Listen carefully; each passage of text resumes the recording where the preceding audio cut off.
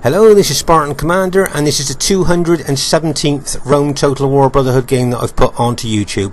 As most of you know, I usually only put a battle on a Saturday, but I got home from work today and surprisingly there was nobody on the computer, so I thought I would put a midweek bonus battle on for you to watch. It's only a short battle, but I hope you enjoy it, and it's an interesting one for you to watch. Okay, the first team member is Brotherhood member Uther, who actually supplied this battle. I think this battle was fought approximately 2 years ago, and as I said, Uther has kindly given us this battle for us to watch. And as you can see there, he's bought the Britannia faction, and his next teammate is RTW player Master Blaster, aka Scorpion King SR. I believe that Scorpion King SR went through a phase of calling himself Master Blaster, and he's bought the Julii faction. So that's Scorpion King SR.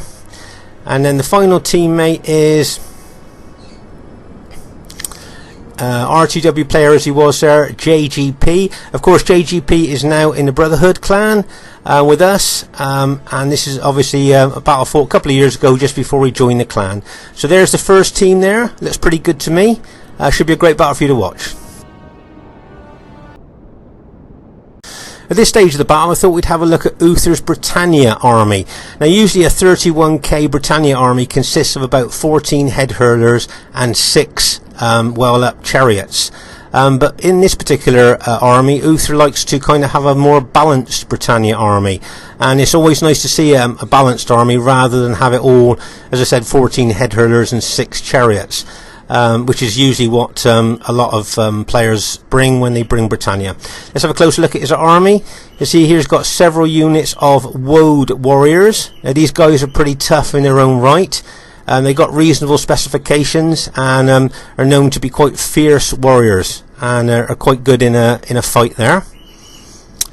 And he's got, I think he's got about 4 units of them. Yeah, he's got about 4 units of the woad warriors. But of course the elite infantry of Britannia are the chosen swordsmen. Now these guys got very good specifications. They're very tough, and usually they do extremely well on the battlefield. And they can be underestimated infantry, actually, these chosen swordsmen. So as I say, that's the elite Britannia infantry there. And then we have, I think he's got a couple of units of the Druids. Now, barbarian factions morale is not very good, so if you can bring a unit along that can give them some extra morale, then that's great, and that's what Uther's done. He's bought 2 units of Druids, and these guys kind of inspire nearby friendly troops, so they will give morale to the Britannia troops there. There's a close-up of them. And then we move on to the infamous head hurlers. If you look here, you can see that one particular guy has got a head there. You can see where the head's been cut off there. Can you see the kind of blood around the neck where the head was cut off? Now, these heads are effective against armour, and also they're morale sapping.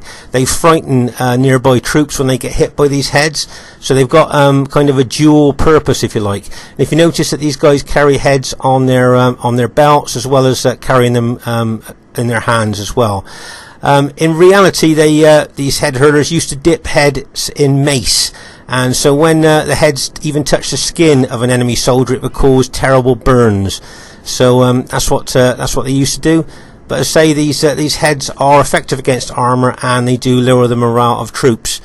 So it'll be interesting to see how well Uther uses those. As I say, a lot of people that bring Britannia will bring about 14 units of these guys, but I think Uther's only bought 5. As I said, he tries to bring a balanced army. And here's a unit you seldom, if ever, see in Britannia: the Barbarian Cavalry Mercenaries. Now, these guys are light cavalry. They move around the battlefield extremely fast, and if used correctly, they can do a lot of damage to the enemy. And Uther usually brings 1 or 2 units of these cavalry. And I noticed that he's got, I think it's, if I count, yeah, he's got 8 upgrades on these light cavalry. So it'd be interesting to see how well they do. Now we move on to the Britannia chariots. Now I think pound for pound the Britannia chariots are probably the best chariots in the game. They've got very good specifications, and the great thing about them is they don't run amok. So you remember where we've seen other battle videos where chariots run amok and they kill both friend and foe alike? Well, with these chariots, when they're routed, they just leave the battlefield like any other unit. So as I say, you put that in with their great specifications, and as I say, I think they are the best chariots in the game. All in all, I think that's a pretty good Britannia army. And now we're going to have a quick look at Scorpion King's army, as this is a custom built army for this battle, I believe. If you notice, can you see he's only got 8 infantry units. Now for the modern 31k battlefield, 8 infantry units is extremely small, as I'm sure most of you will agree. But if you look closer at those infantry units that he has got, if you notice that some of them have got 8 upgrades on, and some of them have got 7. So the ones with 7 have got an experience stripe, gold attack, gold defense, and the ones with 8 have got 2 experience stripes, gold attack, gold defense. So these infantry are extremely tough and elite with these upgrades on them. Urban cohorts are the strongest infantry in the Roman armies, but to upgrade them that much makes them extremely effective. And if you notice that he's got, I think it's 6 units of archers. Once again, unusual to bring this many archers to a 31k battlefield, but he's got 6 units of that. And as I say, I suspect this army has been built specifically for who they're fighting on the other team there. And if you notice, you've got 6 cavalry as well there. So that's a pretty good army there. And as I say, I think he's built this custom army here to counter one of the armies on the other team. So it'll be interesting to see, but with only 8 infantry, I think he could be a target for the other team, who will look upon that as a weakness. We'll just have to wait and see as the battle unfolds. And here is the other team. We have RTW player Kim Jong-lee. Now whether that's his real name or whether it's somebody that's a good player that's changed his name just for this particular battle, I don't really know. But looking at the formation there, I would think it is a pretty good RTW player. Now the next one we've got is someone who's called himself Syrian Migrants Welcome in USA. I think that's actually Brotherhood member Sacred. He went through a stage of naming himself some unusual names, so I believe that is Brotherhood member Sacred. Very aggressive Brotherhood member who's bought the Scipii faction. And then over here their last teammate is IOW Bubo, who has bought the Macedon faction. There, and it looks like a pretty good army there. A lot of his pike units are hidden in that long grass, but I see he's got 4 Cretan archers and I see he's got 6 cavalry. So it should be interesting with these different factions and these different players. It should be a great game for you to watch. Okay, right at the very early stage of the battle, you can see that Brotherhood member Sacred is living up to his reputation of being an aggressive attacking player, and he's going straight for Scorpion King SR. As I said, he probably spotted he's only got 8 infantry, and they look upon that as a weakness, so they want to hit SR. Imagine if they could take SR out there, then that would be the middle teammate gone, and that would kind of isolate the other two, JGP and Uther on the flanks there. So that's why I'm sure Sacred is trying to smash SR's army here with a massive full frontal attack there. As you can see, Uther spotted the danger there and is bringing his army over to support Scorpion King SR, and wisely Scorpion King SR has pulled back, giving his allies time to get to him to be able to give some support. As you can see, that the other Scipii general is bringing his army over as well, as I'm sure he's spotted that Scorpion King's only got 8 infantry, and as I say, they probably will look upon that as a weakness and look to take Scorpion King out.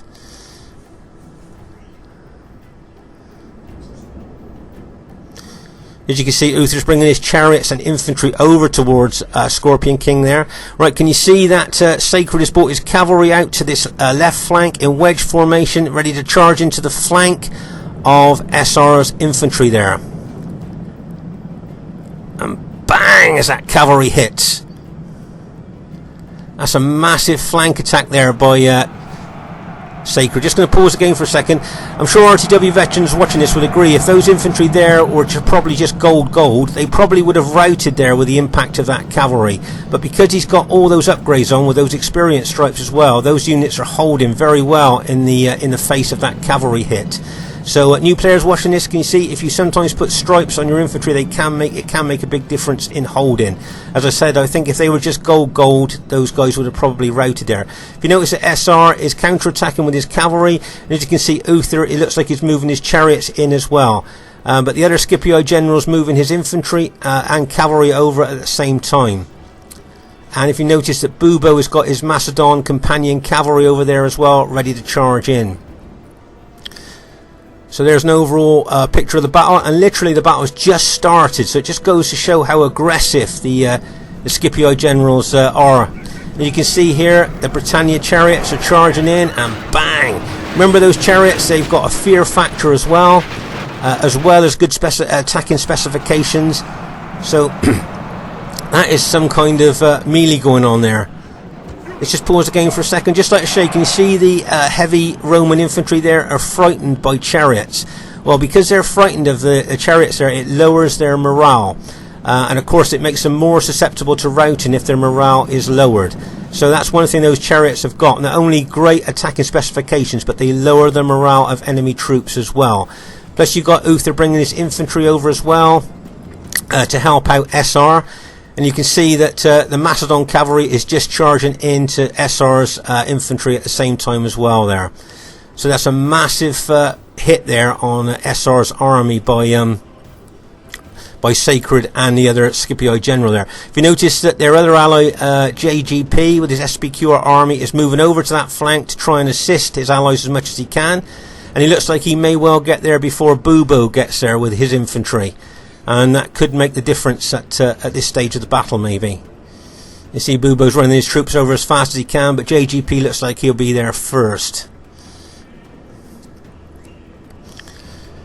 So at this stage of the battle, we just have to see what happens next. As you can see, Uther's charging his infantry in there to try and help SR there. And this Scipio general here is moving his, as I say, Scipio infantry in, attacking the flank of Scorpion King SR's Red Julii army there.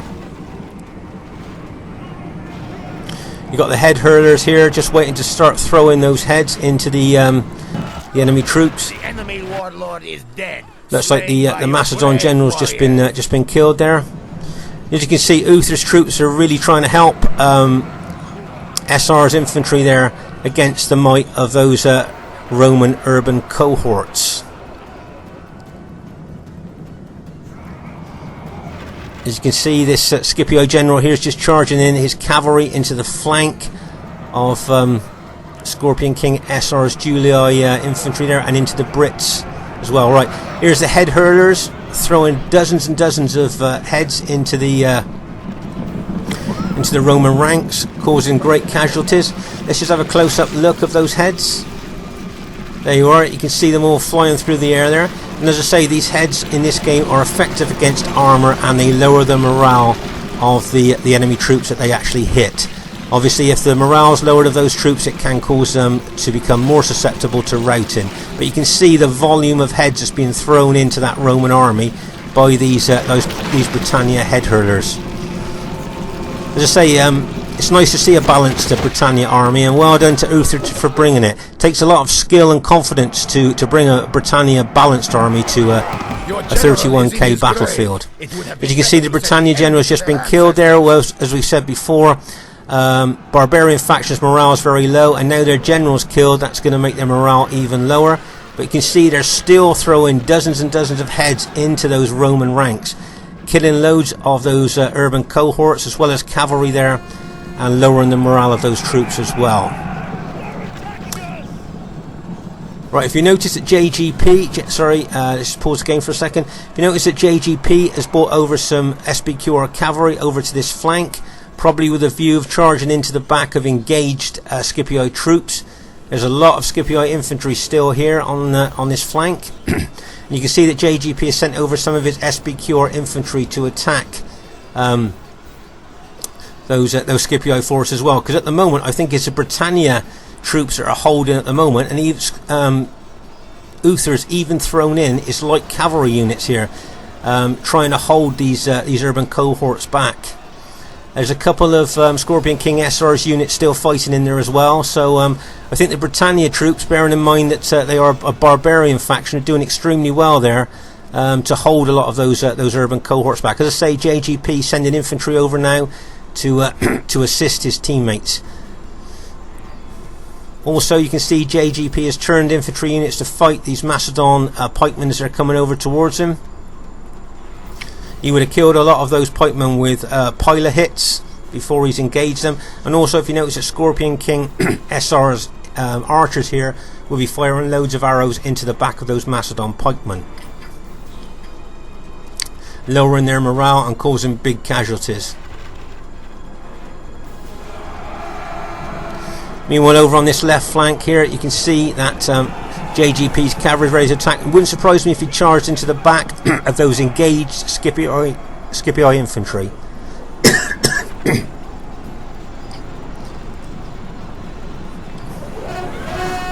And there you go. Can you see that's SBQR cavalry going in?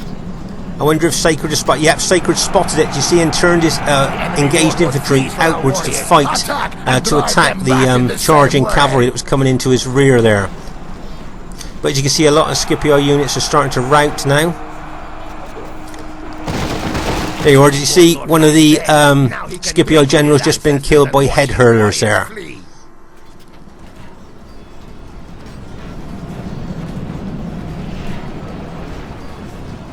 If you notice now, there's not a lot of Scipii infantry left here on the battlefield, and my guess is that a lot of those casualties would have been caused by those head hurlers.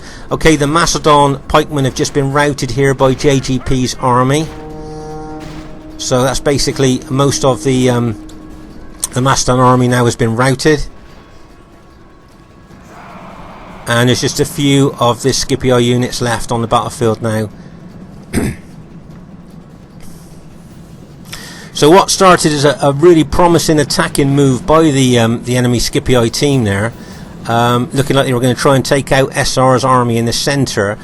Somehow SR's teams managed to turn the battle around there, and look like they've actually gone on to win the battle there. I thought it was a good example of how well Britannia can play even in a balanced army format. Okay, first thing I'd like to say is really well played to everybody in the game. If you notice that Master Blaster was attacked there, he had only 8 infantry units, but if you notice, he's got the highest kills in the game. And you saw how well those units held against those massive attacks. It just goes to show that even a small upgraded army used properly can be pretty good. And if you notice the other team, can you see that usually the attacking team gets the biggest kills? This game rewards aggressive attacking moves. But if you notice that Sacred's got not particularly good kills in this battle, even though he was aggressive and attacked a lot there. And if you notice that, let's have a look at Uther's statistics here. You notice the look at the Woad warriors. They didn't do too bad, bearing in mind that they're up against Roman urban cohorts here. The head hurlers did quite good. The chariots looked a bit disappointing. If you look at the kills for the chariots, very disappointing actually. But look at the barbarian cavalry mercenaries, those light cavalry. Look at the kills that they got. Better than the chariots. So it goes to show it's how you use these units that can make the difference on how effective they are kills wise. But I just thought that's an interesting statistic to look at there. And as I say, really well played to both teams. As I say, nice aggressive move by Sacred and Kim Long Jong Lee in the beginning. And as I say, if they could have broken SR's army in the middle there, then the battle might have been completely different. And as I say, well done to Uther for bringing such a balanced Britannia army. As I say, usually when you see Britannia armies, it's about 14 head hurler units and 6 well-up chariots. So really well done to Uther bringing a good balanced army there. And he had some good kills there for Britannia as well. So really well done. Anyway, Spartan Commander saying, hope you enjoyed this bonus battle. Look forward to seeing you soon. Bye for now.